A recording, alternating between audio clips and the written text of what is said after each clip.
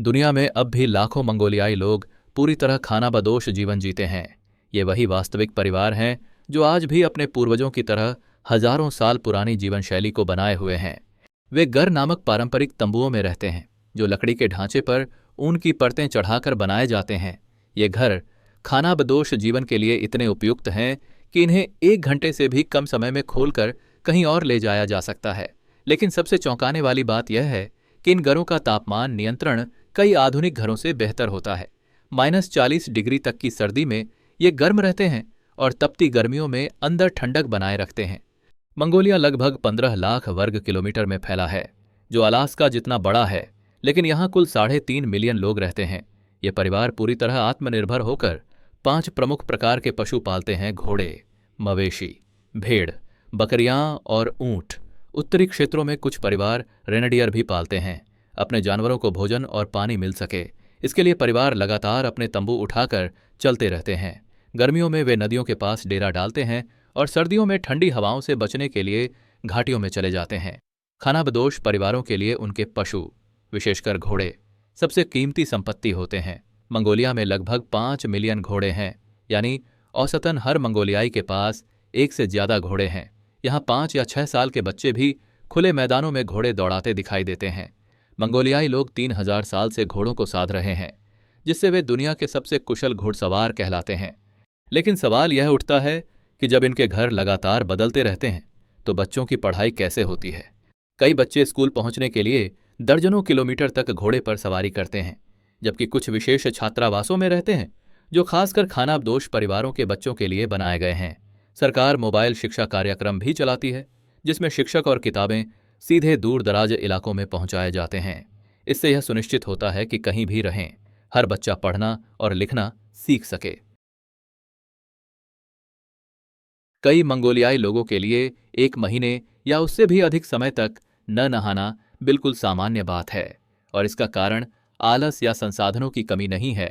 यह परंपरा गहरी आध्यात्मिक मान्यताओं से जुड़ी है, जिनकी जड़ें चंगेज खान के समय तक जाती हैं। मंगोल आक्रमणों के दौरान योद्धा मानते थे कि पानी देवताओं का पवित्र निवास है। नदियों या झरनों में नहाना उन आत्माओं का अपमान माना जाता था, जिससे भयंकर परिणाम हो सकते थे। इसलिए सैनिकों को हजारों किलोमीटर लंबे अभियानों के दौरान नहाने की पूरी तरह मनाही थी। नहाने की जगह वे कपड़ों की धूल झाड़ते, जुओं को हटाते और वही कपड़े तब तक पहनते रहते जब तक वे पूरी तरह घिस न जाएं। शरीर की गंध को बुरा नहीं माना जाता था, इसे व्यक्ति की पहचान का हिस्सा समझा जाता था, जिससे लोग एक दूसरे को अलग पहचानते थे। यहाँ तक कि तेज शरीर, गंध वाले सेनापति और सम्मानित योद्धा भी सराहे जाते थे। उनका मजाक नहीं उड़ाया जाता था। आज भी मंगोलियाई लोग कई अन्य समुदायों की तुलना में कम स्नान करते हैं। कड़ी जलवायु, लंबे सर्द मौसम और स्टेपी क्षेत्र में पानी की कमी के कारण बार बार नहाना व्यावहारिक नहीं है। इसके बजाय वे जड़ी बूटियों की भाप से स्नान, कपड़े नियमित रूप से बदलना और धुएं के उपचार का उपयोग करके शरीर की दुर्गंध कम करते हैं। मंगोलियाई संस्कृति में पानी आज भी अत्यंत पवित्र माना जाता है। झीलों या नदियों जैसे किसी भी जल स्रोत का उपयोग शौचालय के रूप में करना सख्त वर्जित है, और ऐसा करने पर स्थानीय लोगों की तीखी प्रतिक्रिया का सामना करना पड़ता है। आग भी उतनी ही पवित्र है। चूल्हे को परिवार की आत्मा माना जाता है और उसमें कूड़ा, विशेषकर गंदगी, डालना पूर्वजों और आत्माओं का अपमान समझा जाता है। आपने सबसे लंबा समय बिना नहाए कितना बिताया है? नीचे टिप्पणी करें और देखें कि क्या कोई मंगोलिया के बिना स्नान के रिकॉर्ड को चुनौती दे सकता है।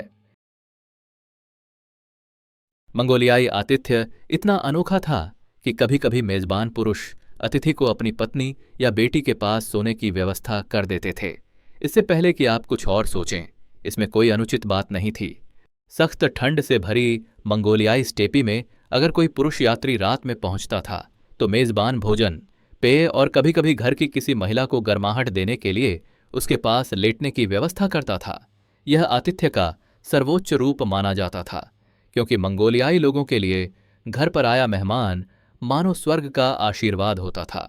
लेकिन किसी भी व्यक्ति को इस परंपरा को लेकर ज्यादा उत्साहित होने से पहले सच्चाई जान लेनी चाहिए। खानाबदोश लोग बड़ी मात्रा में बकरी का मांस खाते थे, नहाने के अवसर कम होते थे और मोटे, अक्सर बिना धुले कई परतों वाले कपड़े पहनते थे। ऐसे में इन गर्माहट वाले इंतजामों का माहौल काफी तीखा हो जाता था। अगर हल्के शब्दों में कहा जाए, आज यह प्रथा लगभग समाप्त हो चुकी है और केवल कुछ छोटे समुदायों में ही देखी जाती है जो पुरानी परंपराओं का कड़ाई से पालन करते हैं। अगर आप यहाँ तक देख रहे हैं तो हमें खुशी है कि आपको यह वीडियो पसंद आ रहा है। अगर ऐसा है तो इसे अपने दोस्तों के साथ ज़रूर साझा करें, और अगर आप यह वीडियो मोबाइल पर देख रहे हैं तो सिर्फ लाइक पर मत रुकिए, नीचे दिए हाइप बटन को भी दबाइए। इससे मुझे थोड़ी अतिरिक्त कमाई होती है और हम आपको आगे भी रोचक सामग्री देते रहेंगे। मंगोलियाई विवाह परंपराएं दुनिया की किसी भी दूसरी संस्कृति से बिल्कुल अलग हैं।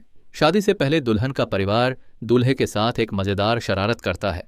वे दूल्हे के घोड़े को छोड़ देते हैं और उससे कहते हैं कि वह उसे ढूंढकर वापस लाए। सगाई के उपहार भी बेहद अनोखे होते हैं। अंगूठियों या आभूषणों की जगह दूल्हे को चीनी, चाय और घोड़े की टखने की हड्डी सफ़ेद कपड़े में लपेट कर देना होता है। ये वस्तुएं विवाह में सौभाग्य, मिठास और दृढ़ता का प्रतीक मानी जाती हैं। दूल्हे को आधिकारिक रूप से दामाद स्वीकार करने से पहले उसे दुल्हन के परिवार को 3 बार मदिरा भेंट करनी होती है, और हर बार उस भेंट को स्वीकार किया जाना आवश्यक है, तभी विवाह की तारीख तय की जाती है। शादी के दिन दूल्हे के सामने एक महत्वपूर्ण परीक्षा होती है। उसे पके हुए भेड़ के सिर को नंगे हाथों से तोड़ना होता है। अगर वह असफल हो जाए तो रिश्तेदार और पड़ोसी उसे खूब चिढ़ाते हैं। एक और रस्म में मुर्गी की बलि देकर उसका जिगर देखा जाता है ताकि विवाह का भविष्य पता लगाया जा सके। बड़ा, चमकदार और गहरा लाल जिगर खुशहाली का संकेत माना जाता है, जबकि छोटा, फीका या धब्बेदार जिगर अशुभ माना जाता है।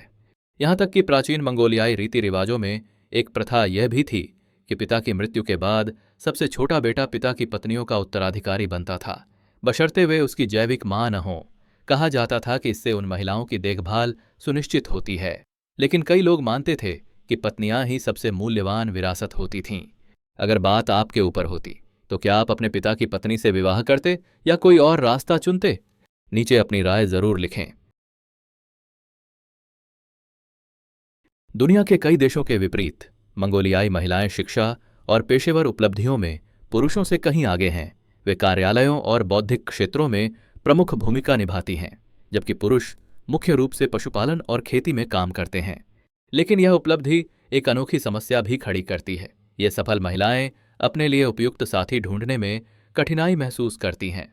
आंकड़ों के अनुसार 15 वर्ष से अधिक उम्र के लगभग 40% पुरुष विवाहित हैं, जबकि महिलाओं में यह संख्या केवल 32% के आसपास है। इसका कारण सोचने की शैली में गहरा अंतर है। महिलाएं आज़ादी और आधुनिक जीवन चाहती हैं, जबकि कई मंगोलियाई पुरुष अब भी पारंपरिक सोच रखते हैं कि महिलाओं को घर पर रहकर घरेलू कामकाज संभालना चाहिए। इस असमानता के कारण अधिक से अधिक महिलाएं टिंडर और बम्बल जैसे अंतर्राष्ट्रीय डेटिंग ऐप्स का सहारा ले रही हैं, जहां वे ऐसे पुरुष ढूंढती हैं जो सम्मान, समानता और पारस्परिक सहयोग को महत्व देते हों। विशेषकर अमेरिका और यूरोप के पुरुष। मंगोलियाई महिलाओं की बनावट भी पश्चिमी पुरुषों को आकर्षित करती है। उनका शरीर छोटा और नाजुक होता है, चेहरा आकर्षक होता है, और रूसी या कजाख वंश के कारण कई महिलाओं की आंखें नीली या हरी भी होती हैं। सुंदरता, शिक्षा और खुलेपन का यह मेल मंगोलिया में सीमापार रिश्तों को तेजी से बढ़ा रहा है। उलान बातर, जो मंगोलिया की राजधानी है, दुनिया की सबसे ठंडी राजधानी शहर मानी जाती है। यह शहर 1350 मीटर की ऊंचाई पर तूल नदी के किनारे स्थित है, और यहाँ का मौसम अधिकांश लोगों को हैरान कर सकता है। ऊंचाई, समुद्र से अत्यधिक दूरी और साइबेरिया की ठंडी हवाओं के कारण उलान बातर का मौसम बेहद कठोर होता है। यहाँ की जलवायु आर्कटिक जैसी लगती है, जहाँ छोटी, हल्की गर्मियाँ और लंबी, सूखी तथा हड्डियाँ जमा देने वाली सर्दियाँ होती हैं। जनवरी में तापमान नियमित रूप से -36 से -40 डिग्री सेल्सियस तक गिर जाता है। सूर्योदय से पहले ठंडी हवा जमीन के पास रुक जाती है, जिससे हवा लगभग स्थिर हो जाती है और सर्दी और भी ज्यादा तीखी महसूस होती है। विश्व स्वास्थ्य संगठन की 2024 की रिपोर्ट के अनुसार सर्दियों में कोयले के उपयोग के चलते उलान बातर दुनिया के सबसे प्रदूषित शहरों में शामिल है, खासकर अनौपचारिक गर्भबस्तियों में। इन कठिन परिस्थितियों और प्रदूषण के बावजूद आधुनिक मंगोलिया के बीचों बीच आज भी दसियों हजार परिवार परंपरागत पोर्टेबल घरों में रहते हैं। ये गर्भबस्तियां एक अनोखा शहरी दृश्य बनाती हैं, जहां सदियों पुरानी खानाबदोश जीवन शैली आधुनिक नगर संरचना के साथ जुड़ती है। अगर आप मंगोलिया जाने की सोच रहे हैं तो सब्जियों की भारी कमी के लिए खुद को मानसिक रूप से तैयार कर लें। मंगोलियाई पारंपरिक भोजन लगभग पूरी तरह मांस और डेयरी उत्पादों पर आधारित है और हरी सब्जियां खाने की मेज पर बहुत कम दिखाई देती हैं। यहाँ लंबे कड़े सर्द मौसम और छोटी गर्मियों के कारण खेती लगभग नहीं होती। जमीन का अधिकांश हिस्सा सिर्फ चरागाह के लिए उपयुक्त है, खेती के लिए नहीं। इसी वजह से सब्जियां या तो महंगी आयात की जाती हैं या जमी हुई रखी जाती हैं, जो अक्सर दैनिक भोजन में शामिल नहीं हो पाती। मंगोलियाई लोग मुख्य रूप से मटन, बीफ, घोड़े का मांस और दही, सूखा पनीर और मक्खन जैसे डेयरी उत्पादों पर निर्भर रहते हैं। अगर आप मांस प्रेमी हैं तो यह जगह आपके लिए स्वर्ग जैसी लग सकती है, लेकिन यदि आप सख्त शाकाहारी हैं तो यहाँ का भोजन आपके लिए बड़ी चुनौती हो सकता है। यहाँ लोग दिन के तीनों समय मांस खाते हैं। मांस को उबालकर, धीमी आंच पर पकाकर, ग्रिल करके, सुखाकर या यहाँ तक कि दूध के साथ पकाकर भी परोसा जाता है। यदि आप किसी मंगोलियाई परिवार के यहाँ भोजन के लिए आमंत्रित हों तो संभव है कि आपको खोरखोक परोसा जाए, जो गर्म पत्थरों के साथ पकाया गया मटन होता है और इसका स्वाद बेहद अनोखा होता है। मांस के अलावा मंगोलियाई भोजन का एक मुख्य हिस्सा होता है नमकीन दूध की चाय, जिसे सुतेई टीएसआई कहा जाता है। इसे अन्य देशों की मीठी दूध चाय से भ्रमित न करें। यह काली चाय गाय या घोड़ी के दूध, पानी और नमक से बनाई जाती है। कभी कभी इसमें ऊर्जा बढ़ाने के लिए मक्खन या चर्बी भी मिलाई जाती है, जिससे यह पेय की बजाय सूप जैसा लगता है। और फिर आता है वह पेय जो सबसे ज्यादा पर्यटकों को चौंका देता है, भेड़ की आंख वाला रस। जी हाँ, आपने सही सुना। यह पारंपरिक पेय मांस के शोरबे या पतले सिरके में पूरी भेड़ की आंख डालकर बनाया जाता है। मंगोलियाई मानते हैं कि यह पेय हैंगओवर दूर करता है और शराब पीने के बाद शरीर को फिर से ताज़ा कर देता है। और हाँ, मंगोलियाई लोग आइसक्रीम के बहुत बड़े शौकीन होते हैं, चाहे बाहर माइनस तापमान ही क्यों न हो। कड़ाके की सर्दियों में भी आपको सड़कों पर आइसक्रीम बेचने वाली गाड़ियां दिखाई दे जाएंगी। एक कथा तो यहाँ तक कहती है कि आइसक्रीम का आविष्कार सबसे पहले मंगोलों ने किया था। उनके अभियानों के दौरान वे दूध और मक्खन चमड़े की थैलियों में घोड़े पर लटका कर रखते थे। लगातार हिलने और जमने के कारण वह मिश्रण आज की आइसक्रीम जैसा बन जाता था। जब मंगोलिया में रात ढलती है तो यह देश अपने दो बिल्कुल अलग चेहरे दिखाता है। उलान बातर में हैरान कर देने वाली नाइट लाइफ दिखाई देती है, जो उन लोगों की कल्पना से भी बाहर है जो इसे एक शांत और पारंपरिक शहर मानते हैं। शहर के केंद्र में देर रात तक बार, नाइट क्लब और पब चहल पहल से भरे रहते हैं। उलान बातर के युवा तेज और ऊर्जावान संगीत के दीवाने हैं। उन्हें ईडीएम, हिप हॉप, रॉक और डांस म्यूजिक जैसी शैलियां खास तौर पर पसंद हैं। कुछ मनोरंजन स्थलों पर विदेशी डीजेस को भी बुलाया जाता है, जिससे स्थानीय माहौल में अंतर्राष्ट्रीय रंग जुड़ जाता है। शहर में कई वेस्टर्न शैली के बार हैं, जहां आयातित बियर, कॉकटेल और लाइव म्यूजिक का आनंद लिया जा सकता है। उलान बातर की नाइट लाइफ को खास बनाता है कि यहाँ के कुछ क्लब आधुनिक संगीत के साथ पारंपरिक सांस्कृतिक प्रस्तुतियां भी दिखाते हैं। इससे पर्यटकों और स्थानीय लोगों के लिए एक नया और अलग अनुभव तैयार होता है। यह मेल दिखाता है कि मंगोलिया किस तरह अपनी प्राचीन विरासत और आधुनिक इच्छाओं के बीच संतुलन बनाकर चल रहा है। रात को खाने पीने की संस्कृति भी उतनी ही विविध है। खासकर सुगबातर स्क्वायर के आसपास और मुख्य सड़कों पर देर रात तक कई ठेले और छोटे खाने के ठिकाने खुले रहते हैं। सबसे लोकप्रिय पकवानों में बोझर शामिल हैं, जो भाप में पकाए गए मांस वाले पकौड़े हैं, और खुशूर, जो आमतौर पर मटन या बीफ से भरे तले हुए पेस्ट्री होते हैं। इसके अलावा लाल मांस से बने गर्मागर्म सूप भी खूब पसंद किए जाते हैं। कई लोग सड़क किनारे बने ठिकानों पर रुककर कोयले पर सीधे भुने गए रूसी शैली के मांस के सीख कबाब खाते हैं। मंगोलियाई नाइट लाइफ में शराब भी महत्वपूर्ण भूमिका निभाती है। वोडका आधुनिक पार्टियों का सबसे पसंदीदा पेय है, लेकिन कई लोग अब भी एरग नामक पारंपरिक किण्वित घोड़ी के दूध का आनंद लेते हैं। एरग खासकर गर तंबुओं में रहने वाले समुदायों और स्थानीय माहौल वाले रेस्तरां में आम है। जो लोग शोरगुल से दूर समय बिताना पसंद करते हैं, उनके लिए भी उलान बातर में कई विकल्प हैं। कई कैफे देर रात तक खुले रहते हैं, जहां चाय, कॉफ़ी, पेस्ट्री और साथ ही मुफ्त वाईफाई मिलता है। कुछ छोटी लाइब्रेरी और पढ़ने की जगहें छात्रों और कामकाजी लोगों के लिए होती हैं, जिन्हें सामान्य समय के बाद भी पढ़ने या काम करने की ज़रूरत होती है। लेकिन जैसे ही आप राजधानी से बाहर उपनगरीय या दूरदराज क्षेत्रों की ओर बढ़ते हैं, नाइट लाइफ का रूप पूरी तरह बदल जाता है। कई परिवार आज भी पारंपरिक घरों में रहते हैं, जहां वे आग के पास बैठकर खाना पकाते हैं, बातें साझा करते हैं और अगले दिन की तैयारी करते हैं। कई इलाकों में अब भी हर घर तक बिजली नहीं पहुंची, इसलिए लोग रात में रोशनी के लिए तेल के दियों या सौर ऊर्जा से चलने वाली लाइटों पर निर्भर रहते हैं। मंगोलिया में परिवहन व्यवस्था अधिकांश लोगों की उम्मीदों से बिल्कुल अलग नजर आती है। पर्यटक सबसे पहले जिस बात से हैरान रह जाते हैं वह है एक ही सड़क पर बाएं हाथ और दाएं हाथ से चलने वाली गाड़ियों का साथ साथ चलना, वह भी बिना किसी साफ नियम के। इस अजीब स्थिति की वजह यह है कि मंगोलिया कई अलग अलग देशों से सेकंड हैंड गाड़ियां आयात करता है। ज़्यादातर वाहन जापान से आते हैं, जहां दाएं हाथ से स्टीयरिंग आम है, और कई गाड़ियां दक्षिण कोरिया से आती हैं, जहां बाएं हाथ से स्टीयरिंग होती है। अगर आप ध्यान से देखें तो आपको हर तरफ टोयोटा प्रियस दिखाई देगी। लोग मजाक में कहते हैं कि मंगोलिया प्रियस का साम्राज्य है, क्योंकि यहाँ इन कारों की संख्या कुछ बड़े शहरों के टैक्सियों से भी अधिक बताई जाती है।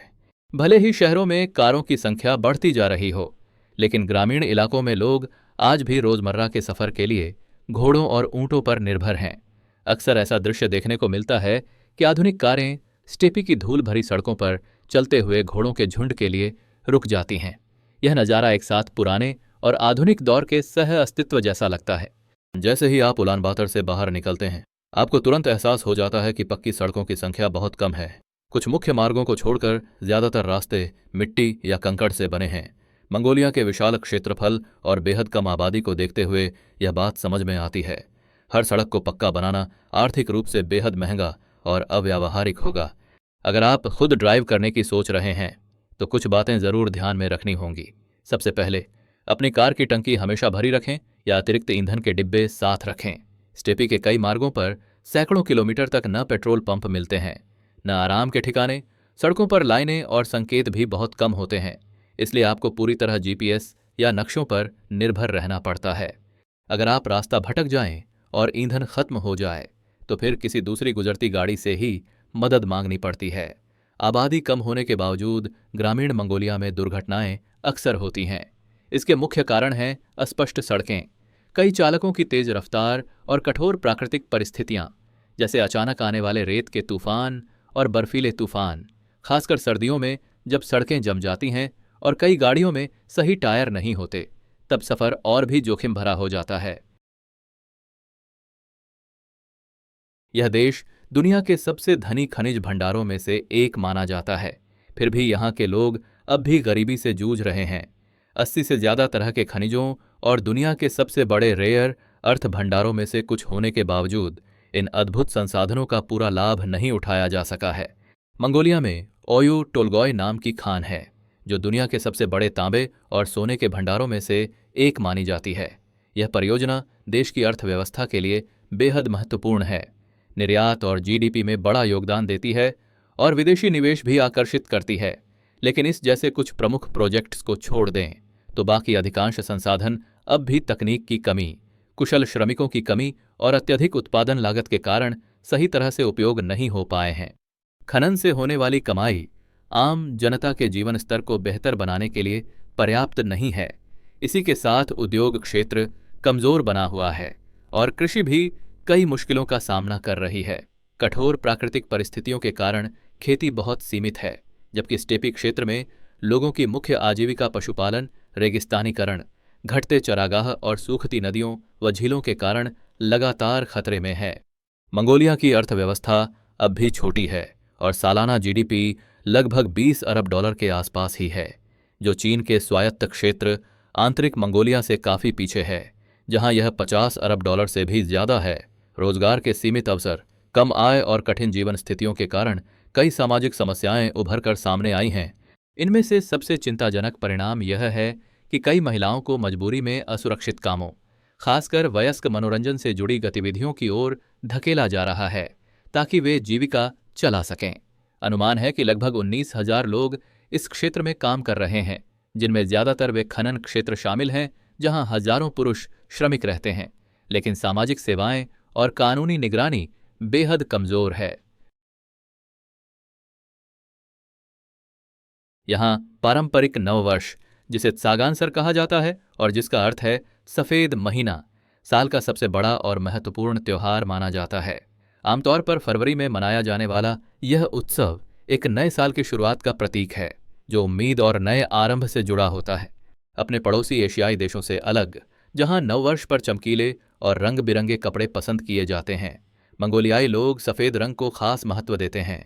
3 दिन तक चलने वाले इस त्योहार में लोग पारंपरिक सफ़ेद पोशाकें पहनते हैं, सफ़ेद रंग के उपहार देते हैं, सफ़ेद घोड़ों की सवारी करते हैं और नए साल के लिए जो व्यंजन बनते हैं वे भी ज़्यादातर सफ़ेद होते हैं, जो मुख्य रूप से डेयरी उत्पादों से तैयार किए जाते हैं। उनकी संस्कृति में सफ़ेद रंग पवित्रता, शुभ भाग्य और सुगम शुरुआत का प्रतीक है। सागान सर के दौरान किसी मंगोलियाई परिवार के घर जाना एक अविस्मरणीय सांस्कृतिक अनुभव देता है। घर का सबसे बुजुर्ग सदस्य मेज़बान की भूमिका निभाता है और पारंपरिक दावत तैयार करता है, जिसमें दूध की चाय और भाप में पकाए गए मांस वाले पकौड़े शामिल होते हैं। इन व्यंजनों का अपना प्रतीकात्मक महत्व है, जो आने वाले साल के लिए समृद्धि, मेलझोल और पूर्णता की कामना दर्शाते हैं। हालांकि सागान सर के दौरान शराब परोसने और पीने के भी सख्त नियम हैं। जब आप किसी के घर जाते हैं तो सबसे पहले घर के पूजा स्थल के सामने झुककर सम्मान दिखाना होता है। फिर बुजुर्गों के साथ पारंपरिक तरीके से अभिवादन किया जाता है। जब मेज़बान शराब पेश करता है तो तब तक बैठना उचित नहीं माना जाता जब तक सारी रस्में पूरी न हो जाएं, और जो पेय दिया गया है उसे पूरा खत्म करना जरूरी होता है। घर से निकलते समय मेज़बान आपको छोटी सी भेंट देता है, जैसे मिठाई, चॉकलेट, कपड़े या कोई घरेलू सामान, जिसे दोनों हाथों से स्वीकार करना सम्मान और कृतज्ञता की निशानी माना जाता है। सागान सर के अलावा मंगोलिया में नादम नामक एक और रंगारंग सांस्कृतिक उत्सव मनाया जाता है, जो आमतौर पर जुलाई में होता है। यह बड़ा पारंपरिक खेल उत्सव है, जिसे स्टेपी का ओलंपिक भी कहा जाता है, और इसका केंद्र मंगोलिया के 3 मुख्य खेल हैं: घुड़दौड़, तीरंदाजी और कुश्ती। नादम की सबसे अनोखी बात यह है कि इसमें भाग लेने वालों के लिए उम्र की कोई सख्त सीमा नहीं होती। घुड़दौड़ में 6 से 13 साल तक के बच्चे भी वयस्कों के साथ प्रतिस्पर्धा करते हैं। ये दौड़ खुले स्टेपी मैदानों में होती हैं और अक्सर 30 किलोमीटर तक लंबी होती हैं, जिनके लिए अविश्वसनीय सहनशक्ति और घोड़े को संभालने की बेहतरीन क्षमता की जरूरत होती है। तीरंदाजी में पारंपरिक तरीकों को आधुनिक सटीकता के साथ जोड़ा जाता है, जिससे मंगोलियाई इतिहास के प्रसिद्ध खानाबदोश धनुर्धरों की याद ताज़ा हो जाती है। कुश्ती मुकाबले खास तौर पर रोमांचक होते हैं, क्योंकि इनमें वजन वर्ग नहीं होते। कई बार छोटे शरीर वाले पहलवान बड़े और भारी प्रतिद्वंद्वियों को पछाड़ देते हैं, जिससे दर्शकों के लिए बेहद जोशीला और रोमांच से भरा माहौल बन जाता है। मंगोलिया में प्रकृति की पूजा हजारों वर्षों से चली आ रही है, जिसका प्रमाण देश भर में मिले अनेक कथाओं और चट्टानों पर बनी पेंटिंग्स में दिखाई देता है। नदियों और पर्वतों की पूजा की यह परंपरा मंगोलियाई लोगों द्वारा प्राचीन काल से बनाई, निभाई और आगे बढ़ाई गई अद्भुत सांस्कृतिक विरासत मानी जाती है। मंगोलियाई लोगों का विश्वास है कि ऊंचे और भव्य पर्वत देवताओं के निवास होते हैं, जो सभी जीवों को सुख और आशीर्वाद प्रदान करते हैं। इसलिए यहाँ के लोग पर्वतों की स्वच्छता, पवित्रता और प्राकृतिक सुंदरता की रक्षा करते हैं। इस आस्था ने विशाल स्टेपी प्रदेश में पर्यावरण और वन्यजीवों के संरक्षण में बड़ा योगदान दिया है। शोंगनू काल से लेकर चंगेज खान के समय तक शासकों ने हर वर्ष पवित्र पर्वतों की पूजा करवाने के लिए कानून बनाए थे। बाद के राजनीतिक परिवर्तनों के कारण यह परंपरा धीरे धीरे कमजोर पड़ गई, लेकिन 16 मई 1995 को मंगोलिया के तत्कालीन राष्ट्रपति ने पवित्र पर्वत पूजन की परंपरा को पुनर्जीवित करने का आदेश जारी किया। तब से हर साल राष्ट्रीय समारोहों के माध्यम से इन पर्वतों को सम्मान दिया जाता है। पवित्र पर्वतों के नाम, उनकी आकृति, आकाश और धरती से संबंध, उनसे जुड़े देवताओं और मंगोलियाई इतिहास में नेताओं द्वारा दिए गए दर्जों के आधार पर रखे जाते हैं। ओतगोन तेंगर पर्वत, जो 4008 मीटर की ऊंचाई पर स्थित है, सबसे महत्वपूर्ण और संरक्षित पर्वतों में से एक है। यह खांगाई पर्वत श्रृंखला की सबसे ऊंची चोटी है और यहाँ हिम तेंदुए, लाल हिरण और अर्गली भेड़ जैसे दुर्लभ जीव पाए जाते हैं। बोगद खान पर्वत के घने वन दुनिया के सबसे पुराने संरक्षित क्षेत्रों में शामिल हैं, जिन्हें 18वीं सदी से कानून द्वारा सुरक्षित किया गया है। तावन बोगद पर्वतमाला में मंगोलिया का सबसे ऊंचा बिंदु स्थित है, जिसकी ऊंचाई 4374 मीटर है। खेंटी पर्वत श्रृंखला में स्थित बुरखान खालदुन पर्वत को चंगेज खान का जन्मस्थान और अंतिम विश्राम स्थल माना जाता है। स्थानीय लोग इसे देव पर्वत कहते हैं और 2015 में इसे यूनेस्को विश्व विरासत स्थल के रूप में मान्यता मिली। मंगोलिया में एक झील है जिसे स्थानीय लोग बैकाल की छोटी बहन कहते हैं। यह है खोव्सगोल झील, जो उत्तर पश्चिमी मंगोलिया में रूस की सीमा के पास स्थित है और बैकाल झील के दक्षिणी छोर से केवल 200 किलोमीटर दूर है। एगिनगोल नदी द्वारा दोनों झीलों के जलक्षेत्र के जुड़े होने के कारण इन्हें बहने कहा जाता है। खोव्सगोल झील समुद्र तल से 1645 मीटर की ऊंचाई पर स्थित है। इसकी अधिकतम लंबाई 136 किलोमीटर और अधिकतम गहराई 262 मीटर है। यह मंगोलिया की सबसे बड़ी मीठे पानी की झील है और क्षेत्रफल के आधार पर दूसरी सबसे बड़ी। इसमें मंगोलिया के लगभग 70% मीठे पानी के भंडार और दुनिया के कुल मीठे पानी का 0.4% हिस्सा मौजूद है। झील का पानी इतना स्वच्छ है कि इसे बिना किसी उपचार के सीधे पिया जा सकता है। यहाँ का शुद्ध पानी विभिन्न मछलियों और समृद्ध पारिस्थितिक तंत्र के लिए आदर्श वातावरण बनाता है। बैकाल की तरह खोव्सगोल भी दुनिया की 20 प्राचीन झीलों में शामिल है, जिसकी उम्र 2 मिलियन वर्षों से भी अधिक है। यह मंगोलिया की सबसे सुरक्षित और स्वच्छ झील मानी जाती है। 1992 से खोव्सगोल झील और आसपास का क्षेत्र राष्ट्रीय उद्यान घोषित है।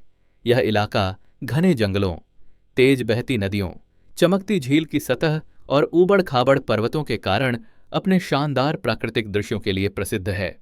खोव्सगोल में आने वाले पर्यटक कई रोचक गतिविधियों का आनंद ले सकते हैं। इनमें ताइगा जंगलों में पैदल यात्रा, झील के आसपास घुड़सवारी, दुर्लभ पक्षियों का अवलोकन और सातान लोगों के जीवन को करीब से देखना शामिल है।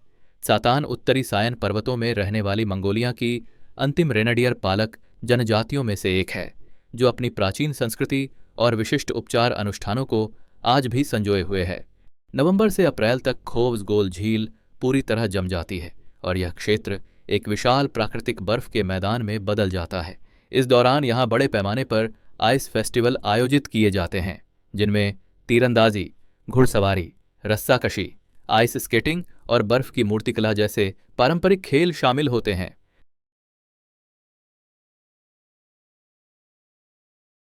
गोबी रेगिस्तान, जो मंगोलिया और चीन में फैला एशिया के सबसे बड़े रेगिस्तानों में से एक है, लगभग 1.3 मिलियन वर्ग किलोमीटर तक फैला हुआ है। यह क्षेत्र लेट क्रेटेशियस काल के डायनासोर जीवाश्मों के अध्ययन के लिए विशेष महत्व रखता है। यह वह समय था जब डायनासोरों का अंतिम विकास चरण चल रहा था। 100 वर्षों से अधिक के शोध में मंगोलियाई गोबी में 80 से भी अधिक डायनासोर प्रजातियां खोजी जा चुकी हैं। 1923 में जब वैज्ञानिक प्रारंभिक मानव सभ्यता के प्रमाण खोज रहे थे, तब फ्लेमिंग क्लिफ्स क्षेत्र में पहली बार डायनासोर के अंडे आकस्मिक रूप से मिले। उसके बाद 1965 में पोलिश मंगोलियाई अभियान ने डायनासोरों के पैरों के निशान और हड्डियां खोजीं, जिनमें 3 पंजों वाले 2 विशाल अगले पैर भी शामिल थे। पुरातत्वीय महत्व के अलावा गोबी रेगिस्तान प्राकृतिक संसाधनों के लिए भी प्रसिद्ध है। यहाँ तांबे, सोने और कोयले के बड़े भंडार मौजूद हैं। रोमांच पसंद लोग यहाँ रेत पर पैदल यात्रा, ऊंट की सवारी, गुफाओं का अन्वेषण और अजीब आकार की चट्टानों को देखने जैसे अनुभवों का आनंद लेते हैं। कठोर मौसम के बावजूद यह रेगिस्तान कई दुर्लभ जीवों का घर है, जिनमें मंगोलियाई जंगली गधा, गोबी भालू और भेड़िए शामिल हैं। ये जीवाश्रयी क्षेत्र दुनिया के सबसे चुनौतीपूर्ण वातावरणों में भी अनोखी पारिस्थितिक प्रणालियां बनाते हैं। मंगोलिया आने वाले यात्रियों के लिए सबसे पहली हैरानी दिन भर में तापमान के तेज बदलाव से होती है। सुबह तापमान 8 डिग्री सेल्सियस हो सकता है, दोपहर में यह 25 डिग्री तक पहुंच जाता है और शाम तक अचानक गिरकर वापस ठंड से कांपने जैसा महसूस कराता है। यह बदलाव न सिर्फ स्टेपी पर बल्कि उलान बातर में भी दिखाई देता है। इसलिए ऐसे कपड़े पहने जिन्हें मौसम के अनुसार आसानी से उतारा या पहना जा सके। यहाँ की सार्वजनिक परिवहन व्यवस्था विदेशियों के लिए काफ़ी मुश्किल हो सकती है। बस मार्ग अंग्रेजी में नहीं लिखे होते और ड्राइवर भी आमतौर पर अन्य भाषाएं नहीं बोलते। अगर आपको मंगोलियाई भाषा नहीं आती तो रास्ता ढूंढना चुनौती बन जाता है। इसलिए ऑफलाइन मैप पहले से डाउनलोड करें और होटल या महत्वपूर्ण बस स्टेशनों जैसे पते सेव कर लें, ताकि ज़रूरत पड़ने पर स्थानीय लोगों को दिखा सकें। मंगोलिया का विशाल क्षेत्र बहुत कम आबादी वाला है, इसलिए बुनियादी ढांचा कई जगहों पर बहुत सीमित है। शहरों के बीच की यात्राएं सैकड़ों किलोमीटर लंबी हो सकती हैं और रास्ते में कोई आराम स्थल नहीं मिलता। यूरोप या दक्षिण पूर्व एशिया की तुलना में यहाँ कहीं अधिक पानी और स्नैक्स साथ लेकर चलें। ऐसी घटनाएं हुई हैं जहाँ पर्यटक सिर्फ 2 बोतलें पानी लेकर निकले और 5 घंटे तक प्यासे और असहज होकर सफ़र करना पड़ा। मंगोलियाई भोजन अनोखा है, लेकिन मुख्य रूप से लाल मांस, खासकर मटन और बीफ पर आधारित है। सब्जियां कम मिलती हैं और आयात या ग्रीन हाउस खेती के कारण बहुत महंगी होती हैं। अगर आपका आहार सब्जियों पर आधारित है तो मल्टीविटामिन साथ रखें या उलान बातर के बड़े सुपरमार्केट से सलाद और फल खरीदकर ग्रामीण क्षेत्रों के लिए निकलें। अंत में, मंगोलिया में इंटरनेट कनेक्टिविटी किफ़ायती और स्थिर होती है, खासकर राजधानी में, लेकिन शहर से बाहर निकलते ही नेटवर्क कमज़ोर या पूरी तरह गायब हो जाता है। अगर आपको ऑनलाइन मैप की ज़रूरत पड़े या नियमित संपर्क में रहना हो तो पहले से परिवार को सूचित करें और ऑफलाइन मैप डाउनलोड कर लें ताकि विशाल स्टेपी में सिग्नल न होने पर भी रास्ता न भटकें। ये 15 चौंकाने वाले तथ्य बताते हैं कि मंगोलिया केवल घूमने की जगह नहीं बल्कि मानव जीवन की एक बिल्कुल अलग दुनिया की झलक है। आपको इनमें से कौन सा तथ्य सबसे ज्यादा हैरान कर गया? नीचे टिप्पणियों में अपनी राय जरूर लिखें।